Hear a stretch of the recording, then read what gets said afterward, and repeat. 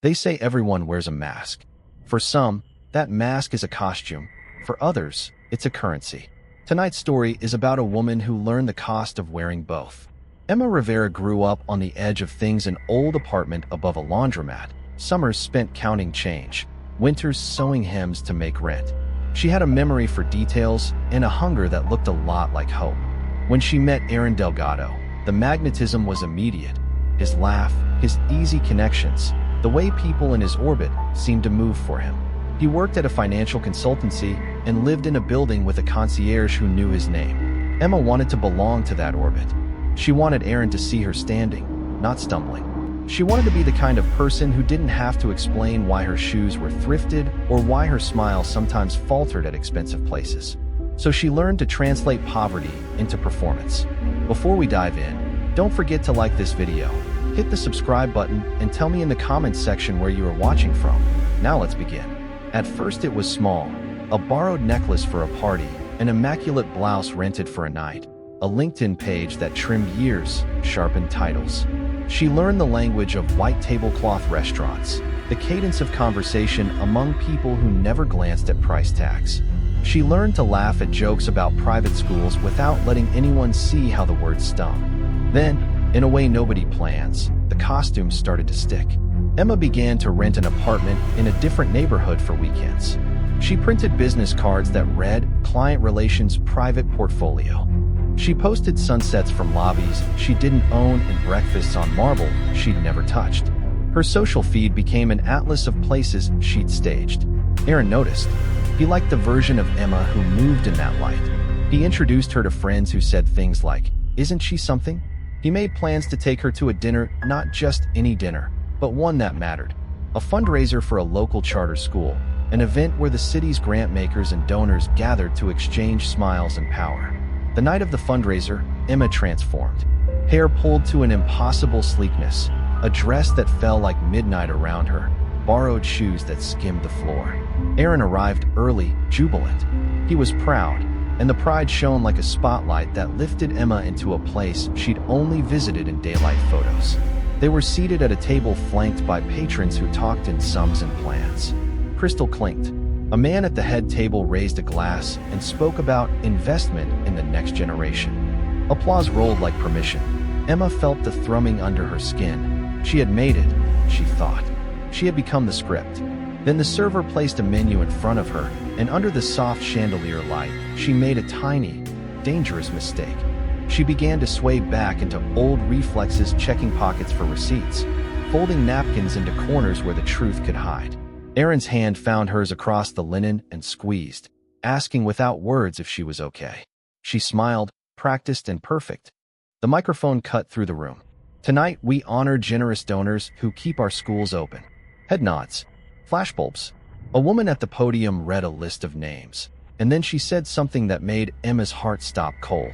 "And a special thank you to the Rivera Foundation for their continued support of scholarship programs," the woman said, crisp and confident. Emma's breath caught. For years, the Rivera Foundation existed only as a line on her lips, a name she'd used once on a form in a desperate moment. It had become a talisman. She had never expected it to appear in a room where names meant leverage. Aaron beamed. He whispered, "Isn't that you?" As if the world had finally caught up to the version of Emma she'd been selling. Voices turned. Smiles angled toward her like knives of curiosity. She stood. It felt like stepping off a cliff. The first thing that happened was a silence so loud it erased all the padding of her performance. The second thing was a woman across the room, a volunteer coordinator, standing up with a small envelope in her hand. "I'm sorry," the woman said softly, approaching Emma. But there was a mistake. The Riveras donated under a corporate pledge that cleared this morning. "We have the confirmation." Her eyes were kind but direct. "Do you need us to announce it?" Emma's mouth opened and closed like a fish in a sunlit bowl. Aaron's face tightened, the smile slipping. Journalists at the press table sensed a story. A man with a camera angled his lens as if trying to catch an actor being unmasked mid-act. She could have laughed. She could have corrected them, explained a truth that would have ruined the moment, but spared the embarrassment. Instead, Emma felt something else. The slow-coming realization that whatever she had built out of borrowed light was paper-thin when rain hit it. The Rivera Foundation was real, all write a regional philanthropy with a different Rivera name and a history Emma had never touched. A question landed at her feet. How far would she go to keep the new skin on? The room watched as she fumbled for a private space to make a call. The phone trembled in her hand. She dialed an old number, one she had kept in case of emergency. A lawyer she'd once overheard Aaron mention. Her voice, when she spoke, was low and steady with a new resolve. "Listen," she said, "I need help verifying something. I'm at the Carter Gallery. Can you tell me if the Rivera Foundation is actually tied to me?" The lawyer's voice did the thing lawyers do. It demanded paperwork, signatures, proof. Emma realized she had none, but as she listened, her face hardened. This wasn't just about a name on a check anymore. It was about something deeper, the moral debt she owed to herself for pretending to be someone she wasn't, and the fear that the person she loved would vanish when he discovered the real ledger of her life. Aaron appeared beside her, the moment made of bad choices and flickering guilt. "Who were you talking to?" he asked. She met his eyes, and for the first time she saw him as a witness, not a partner in an illusion. She almost told him everything: the borrowed apartment, the rented dresses, the staged photographs. She almost told him how poverty had carved a hollow in her she was terrified to fill honestly. But the room leaned in. People were sipping champagne and taking mental notes. The man with the camera zoomed closer. A server brushed past, spilling a drop of red wine that bloomed like a drama on cotton. Emma swallowed the truth and smiled instead. "I'm fine," she said, and it sounded like a promise and a lie at once. Outside, on the sidewalk, a teenager shouted into the rain about scholarships, a beggar clutched a cardboard sign, and the city moved around the rich and the pretending in the same indifferent breath. The dinner resumed applause, more speeches, neatly excused discomforts. But inside Emma, something had broken loose. The mask she'd learned to wear had begun to itch in a new way, not from the fear of poverty, but from the weight of pretending. That night, she went home to an apartment that smelled like lemon cleaner and secondhand curtains. She removed the dress, the rented jewelry, and sat on the floor with her back against the cheap couch. Her reflection in the dark window showed a woman who had tried to buy belonging and found only ephemera. The phone buzzed. Aaron's text, a string of heart emojis and supportive lines. She stared at it and felt nothing. In the hours that followed, an invisible ledger started to add up in her mind. The white lies, the staged photos, the favors owed. The next morning, she did what she hadn't done in years. She walked into the community center where she'd once volunteered and asked if they needed help with the very program the fundraiser promised to support. They did.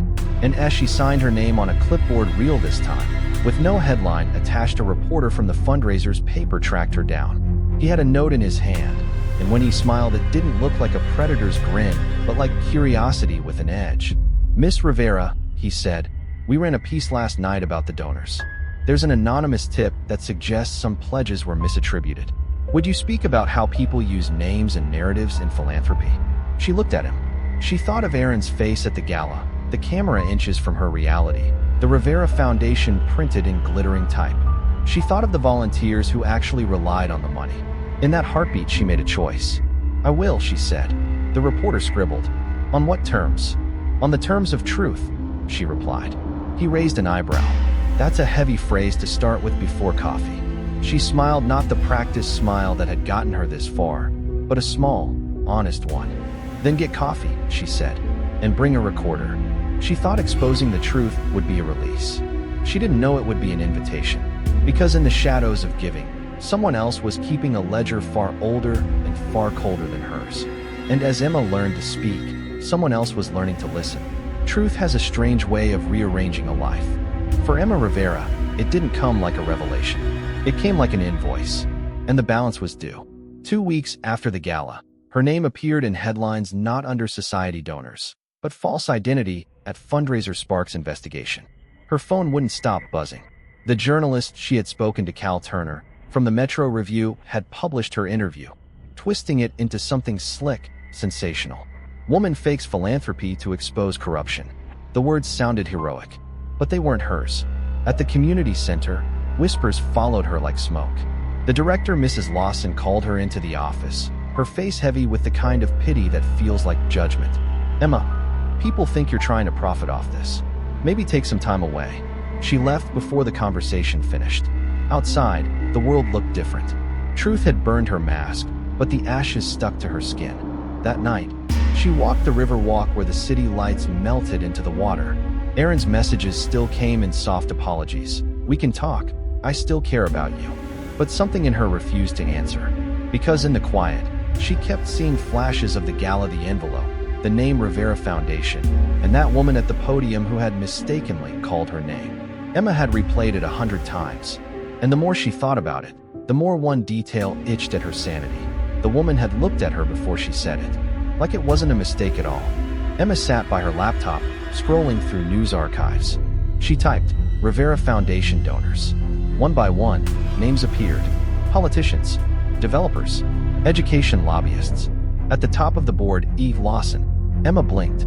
Mrs. Lawson, her boss at the community center. The same woman who told her to take time off. Coincidence, maybe. But the next line made her pulse stop. Rivera Foundation, subsidiary of Blackcrest Education Fund.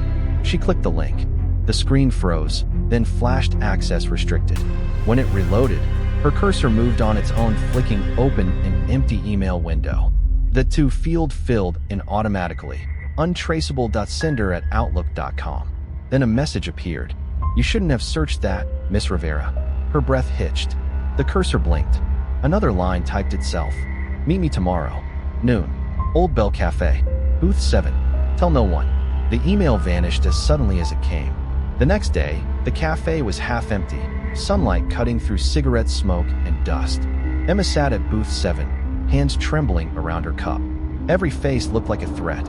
Then a man sat across from her, plain gray coat, cheap tie, the kind of face that could vanish in a crowd. "You shouldn't have gone digging," he said. "Who are you?" Emma asked. "Let's just say, I work for people who funded the same schools you're trying to save." He slid an envelope across the table. Inside, photos. Emma, Aaron, Mrs. Lawson, Cal Turner, each marked with a symbol, a black wing inked in the corner. "What is this?" she whispered. "Proof," he said. "The foundation you invented wasn't fake. It was erased, and someone wanted you to replace it." Her chest tightened. "Replace it? Why me?" The man leaned forward. "Because your mother used to run the original Rivera Foundation." He stood. "They killed her to silence it. Now they want to finish the job." The cafe door chimed behind him. Emma's cup shook in her hands. She tore through old boxes, birth records, bills, a yellowed photograph of a woman holding her as a baby. Written on the back, "For Emma, the truth is in the wings." Rain battered the window. Her phone buzzed. It was Cal Turner. "Emma, we need to talk. I found something in the archives. It's about your mother." "What is it?" "Not over the phone. They might be listening." Static crackled. Then a low hum. A mechanical voice cut in. "We told you to stop, Miss Rivera." The line went dead. That night, Emma's door rattled. 3 knocks. Slow. She froze, peering through the peephole. No one. Only an envelope on the floor, soaked with rain. She picked it up with trembling fingers. Inside, a single photograph of her standing at the cafe earlier that day. On the back, written in black ink, "Phase 2 begins now." Emma thought she was chasing the truth, but the truth had been chasing her the whole time. The story continues in the next video.